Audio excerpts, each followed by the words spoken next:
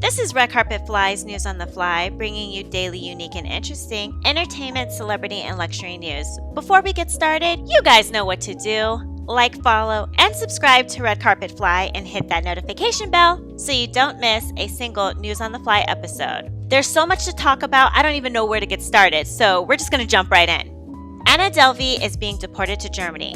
I know I mentioned Anna Sorkin, aka Anna Delvey, in my last podcast because I said I've been watching Netflix's Inventing Anna. Well, the real Anna Sorkin is scheduled to be deported to Germany. According to Vulture, an attorney for Sorkin confirmed that she is scheduled to leave her jail in upstate New York around 2 p.m. on Monday to be put on a plane headed to Germany. Around that time, her commissary fund was drained and her video call account was disconnected. Sorkin's schemes and confusing accent were immortalized in Netflix's Inventing Anna after she scammed her way through New York City with nothing but murmurs of a trust fund and designer clothes that still somehow resemble H&M. Sorkin was detained by ICE in March 2021 for overstaying her visa. She submitted an appeal to remain in the U.S., but the request was denied on February 17th by the U.S. Justice Department Board of Immigration Appeals. Another attorney for Sorkin, Manny Aurora, said because she's still within the 30-day window to submit another appeal, it is not legally appropriate to deport her at this time. In the end, they can do whatever they want, he added. If Sorkin somehow manages to thwart ICE, it may be her biggest scam yet. But for now, auf Wiedersehen. I'm not sure if Anna Sorkin is actually Russian, but it's interesting that she's being deported to Germany. I guess because she posed as a German heiress, but that brings up an interesting question. How does deportation work during wartime? Like with Russia, right? How do you deport their citizens back to them if you are a country that opposes what they're doing and vice versa? I think this is the issue with the WNBA player Brittany Griner, right? The US isn't technically at war with Russia, but since the US and Russia are at odds with one another, it makes communication difficult in regards to getting each country's respective citizens. Do other countries step in and try to mediate the situation? And if that's the case, what country would mediate on behalf of America or for Russia? Russia seems to be at odds with the entire world, especially the Western world right now. Fun fact, did you know that Netflix paid Sorkin $320,000 and she served as a consultant for the Shonda Rhimes produced show? She told a New York Times reporter that she is not so brazen and shameless as the show portrayed her to be. I don't think I order people around as much, Sorkin told reporter Emily Palmer in a video posted on TikTok. Sorkin's best friend, Nefertari Davis, who also worked on Inventing Anna and was a character in the show, told the New York Post that Sorkin has paid her dues. She got out on good behavior and she used the money Netflix gave her to pay everybody back. She owes no money, Davis said. She's paid for her crimes and didn't kill anyone. She did wrong, but at the end of the day, there are people who have done worse. Anyway, I thought this was an interesting story. Comment below if you can add to the conversation surrounding a country's deportation procedures, or at least America's deportation procedures, especially with a country that's in conflict with America.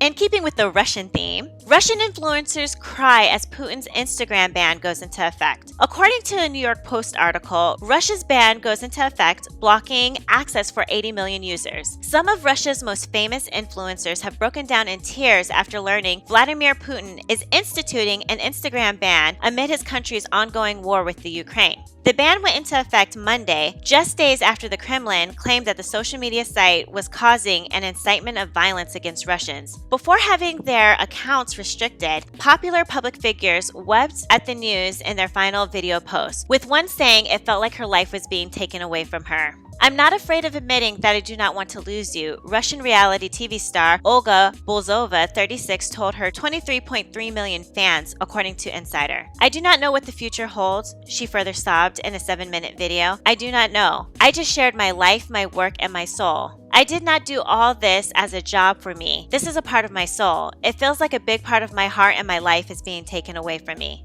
Some of Russia's biggest influencers, like Liza Lukasheva and Olga Buzova, have dramatically bid farewell to Instagram after Vladimir Putin banned Russians from the app. Lukasheva and Buzova are seen crying in set. Not everyone is feeling their pain, however. One Twitter critic responded, "Ukrainians are paying with their lives, while Russians thought they don't need to pay anything?" News channel Next to TV posted on Twitter an unidentified Russian beauty blogger also weeping about the Instagram ban and stated stated she does not care about all the thousands of dead people, including her compatriot. Obviously, her biggest worry right now is that she won't be able to post pictures of food from restaurants. However, the criticism hasn't stopped other starlets from also moaning about the end of Russia's Instagram era. The Instagram ban was announced on Friday after Meta, which holds both Instagram and Facebook, announced a new policy applying to only Ukraine that allows calls for violence about the Russian invasion into the country. Although the Instagram ban comes amid Russia's ongoing war with the Ukraine, it's likely that Putin also wants to limit citizens from outside influences and dissenting voices that can be found on the site.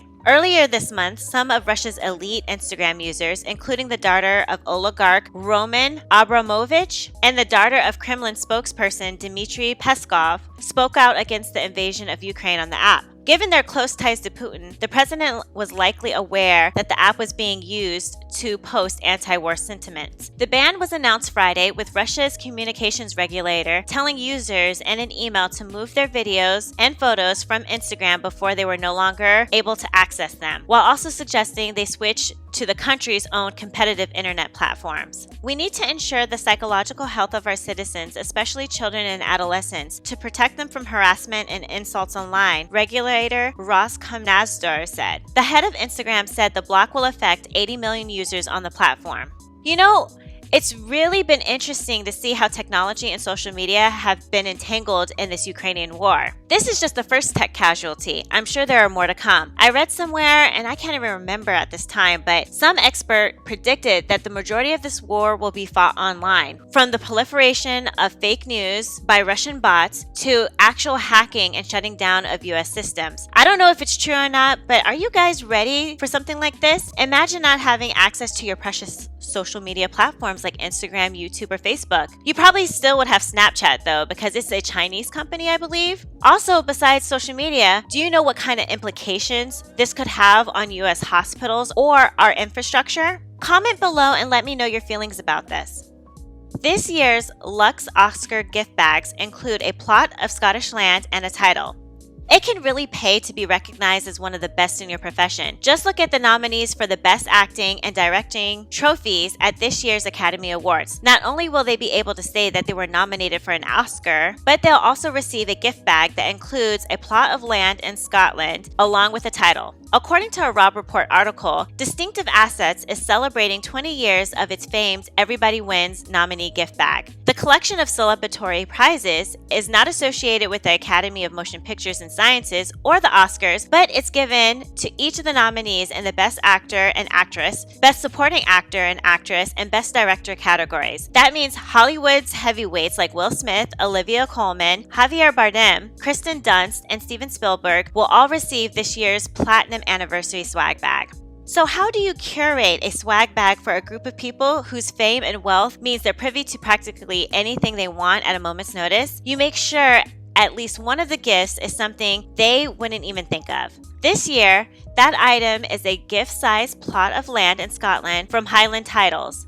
The present allows the recipient to directly contribute to the establishment of nature reserves in the country and also makes them a laird, lord, or lady of Glen Cove. Denzel Washington, who is nominated for his role as Lord Macbeth in The Tragedy of Macbeth, should know a thing or two about that. Other gifts include an all-inclusive stay at Turin Castle in Scotland, which should come in handy if anyone wants to check in on their plot of land. There's also gold-flecked, chocolate-dipped posh pretzels, a deluxe salad-infused skincare kit from Bryro, which includes bitter green essence toner, tomato serum, and salmon cream, a limited edition set of Trust Me vodka bottles, and loads of other goodies. In total, the bag has a value that runs into the six figures. Only 5 of the gift bag recipients will be lucky enough to hear their name called out on Sunday, March 27th, but even those who don't can take comfort in the fact that they'll have noble consolation prizes waiting for them at home.